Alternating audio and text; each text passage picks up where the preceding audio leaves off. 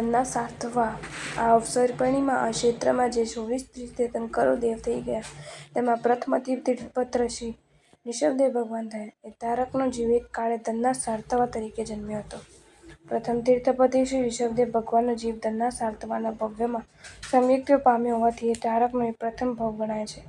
પૂર્વે તારકના આત્માએ અનંતા ભવો કર્યા પણ એની ગણના થઈ નહીં. ધનના સાર્થવાના ભવમાં એ તારક આત્મા સમ્યક્ત્વ પામ્યો અને તે પણ બીજા જીવોના બોધિ કરતાં ઉત્તમ કોટિના બોધિને પામ્યો. શ્રી તીર્થંકર દેવના આત્માઓ જે સમ્યક્ત્વ પામે છે તે તારક તીર્થના બીજભૂત હોઈને બીજા જીવોના સમ્યક્ત્વ કરતાં ઊંચા પ્રકારનો ગણાય છે. શ્રી ધનવા સાર્થવા જે વખતે સમ્યક્ત્વ ગુણને પણ પામ્યા નહોતા તે વખતે પણ તેમનામાં ઘણા ઉત્તમ ગુણો હતા અને એથી જ તેમને અધર્મી તરીકે સંબોધી શકાય તેમ ન હતી. સમ્યક્ત્વ આદિ ગુણોની ગેરહાજરીને કારણે જેમ ધર્મી કહેવાય તેમ નથી તેમ બીજા કેટલાક ગુણોના યોગે એમને અધર્મ પણ કહી શકાય તેમ નથી. 14 ગુણસ્થાનોમાંના પ્રથમ ગુણસ્થાનક એ મિથ્યાદ્રષ્ટિ આત્માઓ હોય છે. પણ તે આત્માઓના મિથ્યાત્વના ઉદય છતાં ગુણસ્થાનકપણું બદ્રિકપણા આદિની અપેક્ષાએ કહેવાય છે. મિથ્યા દર્શનનો ઉદય હોવા છતાં પણ ગુણસ્થાનક શબ્દનો પ્રયોગ કરાય છે તે શ્રી ધનના સાર્થવા જેવા પુણ્યાત્માઓને માટે ઘટિત છે. શ્રી ધનના સાર્થવા સંપત્તિના સાગર હતા પણ એમની સંપત્તિ એટલી ઉન્માર્ગે લઈ જનારી ન હતી.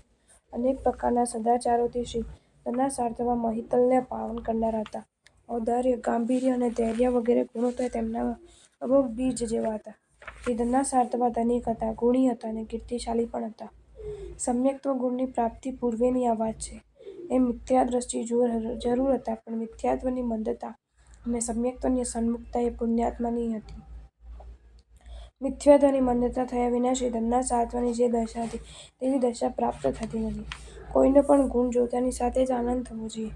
મિથ્યાદ્રષ્ટિ આત્મામાં પણ ગુણ જોઈને આનંદ થવો જોઈએ પણ વિવેક નહીં ભૂલાવો જોઈએ. કોઈના પણ ગુણ જોઈને આનંદ થવો એ ઉત્તમ આત્માનું લક્ષણ છે પણ ગુણની પ્રશંસા કરવામાં વિવેક બરાબર ચલાવવા જ જોઈએ. ગુણની પ્રશંસા કરતા ના આવડે તો હાનિ પણ થઈ જાય. ગુણી બે પ્રકારનો હોય છે. એક એવા ગુણી કે જેના ગુણની પ્રશંસાથી ફાયદો જરૂર થાય અને ગેરલાભ બિલકુલ ન થાય.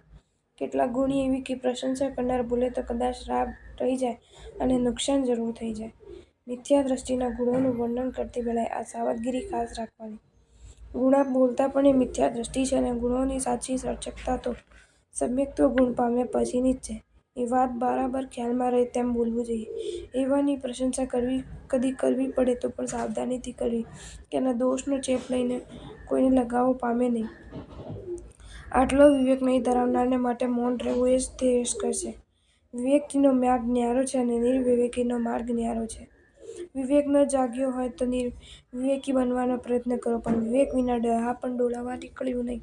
શ્રી ધનના સાર્થવા અનેક ઉત્તમ ગુણોના ધામરૂપ હતા પણ મિથ્યાદ્રષ્ટિ હતા એ વાતનો ખ્યાલ બરાબર રહે એ માટે આપણે આટલી વાત કરી.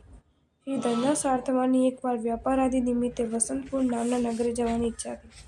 શ્રીમંત એટલા હતા કે વેપાર ન કરે તો પણ ચાલે પરંતુ વ્યાપારાદિ પણ આવશ્યક છે એમ મિથ્યાત્વના યોગે લાગવું એ સ્વાભાવિક છે. વેપારી આલમમાં નામાંકિત થવાની ઈચ્છા હોવી એ પણ થવાનો માટે શક્ય છે. આપણે તો એ જોવું છે કે જ્યાં પોતાને વસંતપુર જવાની ઈચ્છા થઈ એટલે એમને વિચાર શો કર્યો? સામગ્રી સંપન્ન ધર્મી આત્મા પણ તીર્થયાત્રાદિએ જવાની ઈચ્છા થતાં એવી જ ઈચ્છા કરે પણ તીર્થ અહીંએ વચ્યું હોય તો વસંતપુર જવા માટે મોટી અટવીનું ઉલ્લંઘન કરવું પડતું હતું. અટવી પણ ભયંકર હતી. બધા સ્વતંત્રપણે આવી અટવીને ઉલ્લંઘીને વસંતપુર જઈ શકે એ શક્ય નહોતું. શ્રી ધનના સાર્થવા તો દરેક રીતે સમર્થ હતા પણ એમને થાય કે સામાન્ય માણસો જે રીતે મુસાફરીએ નીકળે છે તે રીતે જ હું પણ નીકળું તો મારામાં અને બીજામાં ફેર શું? હું એકલો જઉં તેમ મારી શો વાત નહીં. હું જાઉં છું તો જેને જેને આવવાની ઈચ્છા હોય તે દરેકને માટે મારી સાથે આવું લઈ જવા જોઈએ. વાત વ્યવહારિક છે પણ જુઓ કે વિચાર કેવો છે? આવો આત્મા ધર્મ પામે તો શું બાકી રાખે? ધર્મી પણ તીર્થયાત્રા આદિએ જતાં વિચાર કરે કે યાત્રા કરવાની જેની ઈચ્છા હોય તેને હું જરૂરી સામગ્રી પૂરી પાડીને યાત્રા કરાવું. સામગ્રી સંપન્ન ધર્મીને પણ જો આવી ઈચ્છા જ ન થાય તો એ ધર્મી જ શાનો? શ્રી ધનના સાર્થવાની આ ઈચ્છા વાંજણી ન હતી, તેમજ આડંબર બતાવવા પૂરતી જ તેમની પ્રવૃત્તિ ન હતી. શ્રી ધનના સાર્થવાએ પોતાના માણસો સાથે સમસ્ત નગરમાં ઉદ્ઘોષણા કરાવી કે ધનના સાર્થવા વસંતપુર જાય છે. તે જે કોઈને વસંતપુર જવાની ઈચ્છા હોય તે ધનના સાર્થવાની સાથે ચાલો. જેની પાસે વાસણો નહીં હોય તેને ધનના સાર્થવા વાસણો આપશે. જેની પાસે વાહન નહીં હોય તેને ધનના સાર્થવા વાહન આપશે. જેને સહાયની જરૂર હશે તેને ધનના સાર્થવા ભાથું આપશે. અને જેની પાસે ભાથું નહીં હોય તેને ધનના સાર્થવા ભાથું આપશે. માર્ગમાં ચોરોના ત્રાસથી અને હિંસક પશુઓના ઉપદ્રવથી ધનના સાર્થવા સૌનું રક્ષણ કરશે અને સાથે આવેલા સૌનું પોતાના ભાઈઓની જેમ પાલન કરશે. આ ઘોષણા વિચારવા જેવી નથી, મનન કરવા લાયક નથી. માણસમાં ઉદારતા હોય તો તેને ઈચ માને છે, તે માટે તે કેટલો ઉદાર બને છે. શ્રી ધનના સાર્થવા વેપારી જાય છે એટલે આપણે તેમની ક્રિયાની અનુમોદના કરવાની નથી, પણ તેમના અંતરની દશા જોવાની છે અને એ દશા આપણે ધર્મ કાર્યમાં લાવીએ એવું વિચારવાનું છે. સંઘપતિ બનનારને આના કરતાં પણ વિશેષ ઉદારતા જોઈએ. પોતાની શક્તિ અને સામગ્રી તો એ જ જાહેર કરે કે સૌ કોઈ તીર્થની યાત્રાએ મારી સાથે આવજો. રસ્તામાં દરેક પ્રકારની સગવડો કરીશ. બીજાની તકલીફ એ મારી તકલીફ બનશે. તીર્થયાત્રામાં આવશ્યક દરેક સાધન હું પૂરું પાડીશ. આવી જાહેરાત કરે એટલું જ નહીં, પણ એ મુજબ વર્તે અને તે છતાં પણ સાથે આવનારા ઉપર મેં ઉપકાર કર્યો છે એમ ન માને. એ તો એ જ માને કે આ પુણ્યાત્માઓની ભક્તિમાં તથા ધર્મની સેવામાં મારી જે કંઈ સામગ્રી વપરાય છે તે જ વાસ્તવિક રીતે સાર્થક છે. શ્રી ધનના સાર્થવાની જાહેરાત આપણને ધર્મ કાર્યમાં પ્રેરણાદાયી નીવડવી જોઈએ. સંઘપતિ તરીકેના નામના મેળવવા માટે ગમે તેટલો ખર્ચ કરો એનો કાંઈ અર્થ નથી. નામના એ તો તુચ્છ વસ્તુ છે, એની સામે તો નજર પણ નહીં નાખવી. નામના મળે તો જ કાર્ય સફળ થયું એવું માનનારા અજ્ઞાની છે. નામના તો સત્કાર્યની ગુલામ છે. સત્કાર્યો કરનાર એ મળે જ છે. છતાં માનો કે કદાચ તેવા કારણે કોઈને નામના ન પણ મળી જાય તોય પણ તેને સાચા ભાવથી જ્ઞાનીઓની આજ્ઞાને આધીન બનીને સત્ક્રિયા કરી છે તેને લૈકાંતે લાભ જ છે. બાહ્ય લાભો તરફ જોવાનું છોડો અને આત્માના લાભોને જોતા શીખો તો જ આ વસ્તુ સમજાય અને અંતરમાં જચે. શ્રી ધનના સાર્થવાની ઉદ્ઘોષણાને સાંભળીને સામાન્ય સ્થિતિવાળા, સામગ્રીહીન અને દીન પણ એવા ઘણા લોકો એમની સાથે જવાના તૈયાર થયા. શ્રી ધનના સાર્થવે જાહેર કર્યા મુજબ જેને જે સગવડની જરૂર હતી તેને તે પૂરી પાડી. આ પછીથી શુભ મુહૂર્તે રથમાં બેસીને શ્રી ધનના સાર્થવાએ નગરની બહાર પ્રયાણ કર્યું. કુલ સ્ત્રીઓએ એ વખતે મંગલ કર્યું. પ્રસ્થાન સમયે પણ શ્રી ધનના સાર્થવા બેરી વગડાવી અને એથી વસંતપુર જવાની ઈચ્છાવાળા સઘળાય લોકો આવી પહોંચ્યા. શ્રી ધનના સાર્થવાએ નગરની બહાર જઈને પડાવ નાખ્યો. આ વખતે શ્રી ધર્મઘોષ નામના જૈન આચાર્ય કે જેઓ ધર્મના યોગે પૃથ્વીને પાવન કરી રહ્યા હતા તેઓ શ્રી ધનના સાર્થવાની પાસે આવ્યા. આ મહાત્માને પોતાની તરફ આવતા જોતાની સાથે જ શ્રી ધનના સાર્થવા એકદમ ઊભા થઈ ગયા. ઊભા થઈ ગયા એટલું જ નહીં, પણ અંજલિ કરવા પૂર્વક શ્રી ધનના સાર્થવાએ મહાત્માને વંદન કર્યું. પછી વિનયપૂર્વક પૂછ્યું કે આપ કેમ પધાર્યા છો? આપનું પધારવાનું જે કારણ હોય તે ફરમાવો. મિથ્યા દ્રષ્ટિ પણ આત્માની આ દશાને વિચારો. અત્યારે શ્રી ધનના સાર્થવા પૂરા વૈભવ સાથે બહાર નીકળ્યા છે. સંખ્યાબંધ સેવકોથી એ વીંટળાયેલા છે. બીજા પણ સંખ્યાબંધ માણસો ઉપર એમનું સ્વાભાવિક સ્વામીપણું છે. વળી વ્યાપાર નિમિત્તે જાય છે. એ વખતે મહાત્માના આવાગમનથી કોના હૈયામાં ઉલ્લાસ પ્રગટે? આ શ્રી તીર્થંકર દેવનો જીવ છે. જ્ઞાનીઓ ફરમાવે છે કે મિથ્યાત્વવાળી દશામાં પણ શ્રી તીર્થંકર દેવોના આત્માઓ દેવગુરુનું બહુમાન કરનારા હોય છે. સામગ્રી સંપન્ન દશામાં એ તારકોના આત્માઓમાં રહેલી ઉત્તમતા કાર્યરૂપે પણ દેખાયા વિના રહે જ નહીં. મિથ્યાત્વ જેમનું મંદ પડ્યું છે અને સમ્યક્ત્વ ગુણની પ્રાપ્તિ જેમને નિકટમાં થવાની હોય છે એવા બીજા આત્માઓમાં પણ સામાન્ય પ્રકારની ઉત્તમતા હોય જ છે. શ્રી ધનના સાર્થવા મિથ્યા દ્રષ્ટિ છતાં મહાત્માની દર્શનથી ખૂબ પ્રમોદ પામે છે. જ્યારે આજે જૈન ગણાતા પણ એવા કેટલાક છે કે જેને મહાત્માને દેખતા જ દુર્બુદ્ધિ થાય છે. વિનય કરવો તો દૂર રહ્યો, પણ અવગણના ન કરે તોય એમનું એટલું ભાગ્ય ગણાય. શ્રી ધનના સાર્થવા આવાગમનનું કારણ પૂછે છે એટલે આચાર્ય ભગવાન શ્રીમદ્ ધર્મઘોષ સુરીશ્વરજી મહારાજા કહે છે કે તારા સાર્થની સાથે અમે વસંતપુર આવવાની ઈચ્છીએ છીએ. આ સાંભળીને તો શ્રી ધનના સાર્થવાનો આનંદ ઓર વધી જાય છે. એમને એમ થઈ જાય છે કે આવા મહાત્મા સારા સાર્થની સાથે ક્યાંથી હોય? ભાગ્યવાન આત્માઓને જ આવા મહાત્માનો યોગ પ્રાપ્ત થાય. આજે તો વેપાર માટે જનારા ઘણાઓને એમ જ થાય કે આ લપ વળી ક્યાંથી વળગી? મહાત્માનું દર્શન એવાઓને અપશુકુન રૂપ લાગે છે. ખરેખર મહાત્માઓનું દર્શન જેમને અપશકુન રૂપ લાગે છે તે હિંગકર્મી આત્માઓ છે, અને એવી આત્માઓની અધમવૃત્તિ જેવાઓને માટે અશુભકારી નીવડે છે. શ્રીના સાર્થવા મિથ્યાત્વની સહિત હતા, છતાંય આચાર્ય મહારાજે સાથે આવવાની વાત કરી એટલે એમને પરમ આનંદ થયો. શ્રી ધન્ના સાર્થવા કહે છે કે હે ભગવાન, આજે હું ધન્ય છું કે જેથી આપના જેવા મહાત્મા મારા સાર્થની સાથે આવવાને પધાર્યા છે. આચાર્ય ભગવાન શ્રીમદ ધર્મ ગોસુરીશ્વરજી મહારાજા આટલું કહીને એ જ વખતે શ્રી ધન્ના સાર્થવા પોતાના રસોઈયોને હુકુમ ફરમાવે છે કે આ મહાત્માઓને માટે તમારે રોજ અન્નપાન આદિની જોગવાઈ કરવી.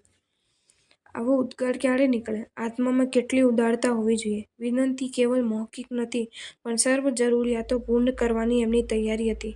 મિથ્યાત્વની હાજરીમાં આટલું ઔદાર્ય અને ઔચિત્ય એકાય કમ નથી. આચાર્ય મહારાજ આ સાંભળે છે એટલે કહે છે કે હે સાર્થનાથ, શ્રી જિનેશ્વર દેવોના શાસનમાં સાધુઓને તો જ અસનાદિ અલ્પે છે. જે અસનાદિ તેઓએ સ્વયં કરેલું ન હોય, બીજાની પાસે તેઓ કરાવેલું ન હોય, તેમજ બીજાઓએ વિના સૂચનાદિએ કરેલું પણ જે તેઓ માટેની સંકલ્પ રહિત હોય, અર્થાત અમારે માટેના સંકલ્પથી બનેલ અસનાદિ પણ અમને ખપે નહીં. વળી અમારે વાવ, કૂવા કે તળાવનું અથવા તો અપ્રાસુક જળ પણ કલ્પે નહીં.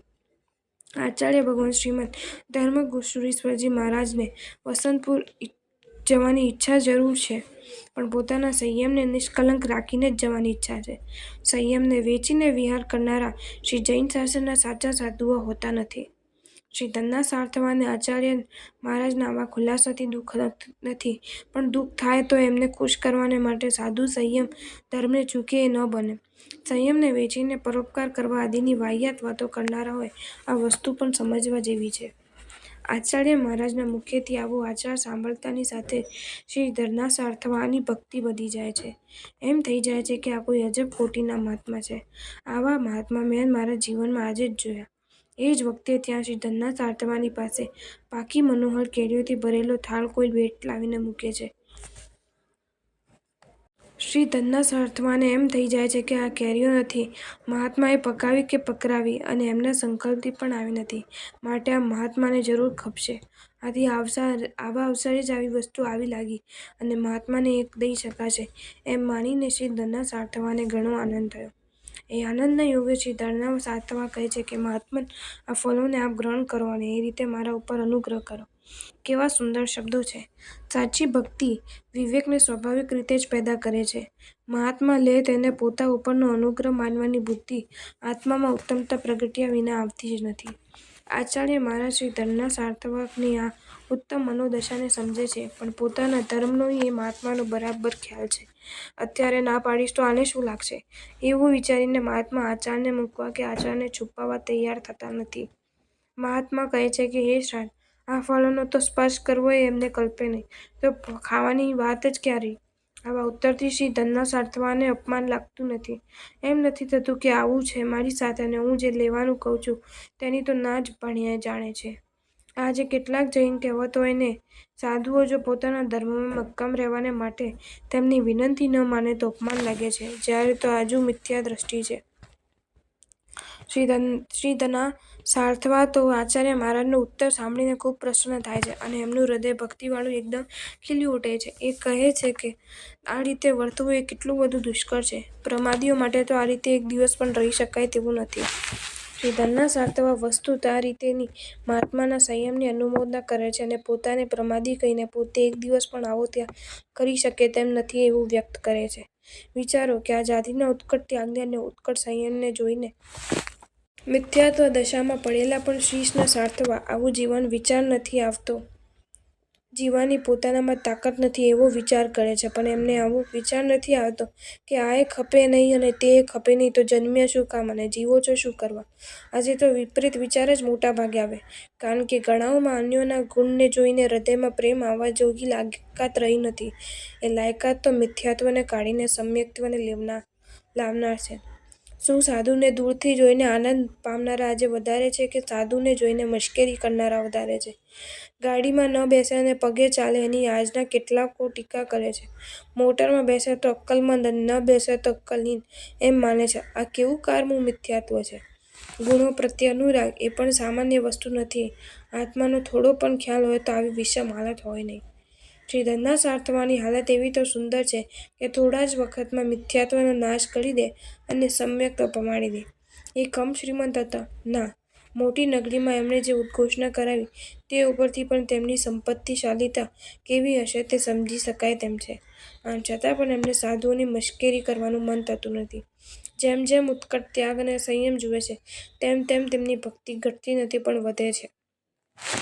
શ્રીધરના સાર્થવા છેલ્લે છેલ્લે કહે છે કે હે ભગવાન, આપને આ ન કલ્પે તોય ભલે, આપને જે કાંઈ અન્નપાનાદિ કલ્પશે તે હું આપીશ, પણ આપ કૃપા કરીને આજે મારા સાર્થની સાથે પધારો. આ પ્રમાણે વિનંતી કરીને અને નમસ્કાર કરીને શ્રીધરના સાર્થવા મુનિવરનો વિદાય કર્યો.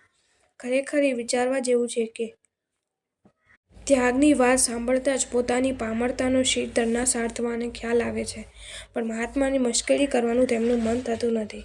પોતા માટે ભોજન બનાવવાનું કલ્પે નહીં, પોતા માટે બીજાઓ પાસે ભોજન સામગ્રી કરાવવી એમ કલ્પે નહીં, પોતાને માટેના સંકલ્પવાળું ભોજન પણ કલ્પે નહીં, આ ફળો પણ કલ્પે નહીં અને કાચું પાણી પણ કલ્પે નહીં. એ જાણીને જેને મશ્કરી કરવાનું મન થાય એ આત્માઓ કેવા? ગાઢ મિથ્યાત્વથી ઘેરાયેલા. પરંતુ જેને આનંદ થાય એવા આત્માઓમાં મિથ્યાત્વ ક્યાં સુધી ટકે? પ્રાય એક જ ઝપાટામાં નીકળી જાય. ત્યાગ કરવાની વૃત્તિ તો દૂર રહી, પણ ત્યાગ કરાવવાવાળા તરફ પ્રેમની દ્રષ્ટિએ જોવા જેટલી પણ લાયકાત જેઓમાં રહી નથી તે આત્માઓમાં કેટલી બધી કંગાળિયત આજે આવી ગઈ છે. ભાગ્યવાનને આવા ગુણીનો યોગ મળે છે. મહાત્માના આચાર અને ત્યાગને સાંભળીને હાંસી કરવાની ઈચ્છા કે દિલમાં રરુચિ પણ ન થઈ, પણ પોતાના આત્માની પામરતાનો ખ્યાલ આવ્યો. એ કેટલી બધી ઉત્તમતા છે એ ખાસ વિચારો. હવે સાર્થ ત્યાંથી નીકળ્યો. કેટલાય માણસો, કેટલાય વાહનો, કેટલીય સામગ્રી એ સર્વની જવાબદારી લઈને નીકળ્યા.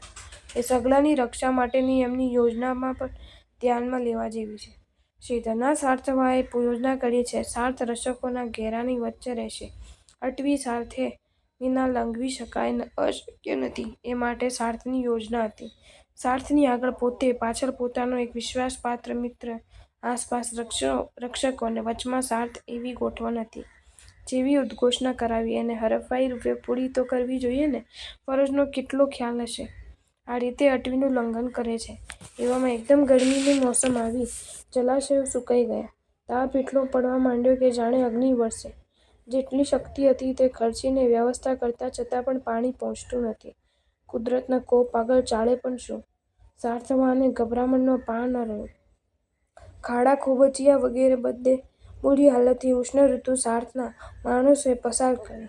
ત્યારબાદ વર્ષા ઋતુ આવી. એકદમ વરસાદ વરસવા લાગ્યો. વરસાદના પાણીથી ઊંચી નીચી પણ ભૂમિ સમાન દેખાવા લાગી. સાર્થે આગળ ચાલવા માંડ્યું, પણ વાહનો કાદવમાં ખૂંચી જવા લાગ્યા. આગળ વધવું મુશ્કેલ થઈ જવાથી શ્રીધરના સાર્થવાએ થોડો વખત અટવીમાં વધુ રોકાવાનો નિર્ણય કર્યો. ઘાસની બાંધેલી કુટીરોમાં સાર્થના માણસો રહેવા લાગ્યા.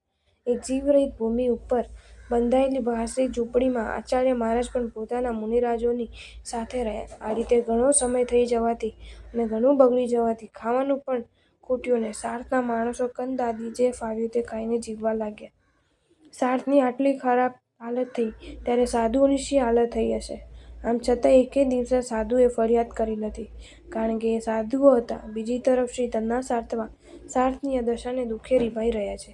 તેમને સાધુઓનો ખ્યાલ નથી રહ્યો. એકવાર ચિંતાના યોગે એમને ક્ષણમાત્ર ઊંઘ આવી જાય છે. એ રાત્રિએ ચોથા પહોરે એક પ્રસંગ પામીને શ્રીધરના સાર્થવાને મુનિઓ યાદ આવે છે, અને મુનિઓ યાદ આવતાની સાથે જ તેમના હૃદયમાં સખત આઘાત થાય છે. જે મહાત્માઓ કરાવેલું કે અપ્રાસુકન વાપરવા દૂરથી દૂર રહે છે, કંદમૂળ તથા ફળો વગેરે અડતા પણ નથી, તે મહાત્માની આ દશામાં કઈ હાલત થઈ હશે એવી શ્રીધરના સાર્થવાને ચિંતા થાય છે. એ વિચારે છે કે મેં મૂઢે આ શું કર્યું? મેં તો વાણી માત્રથી પણ તેમની ખબર નથી પૂછી.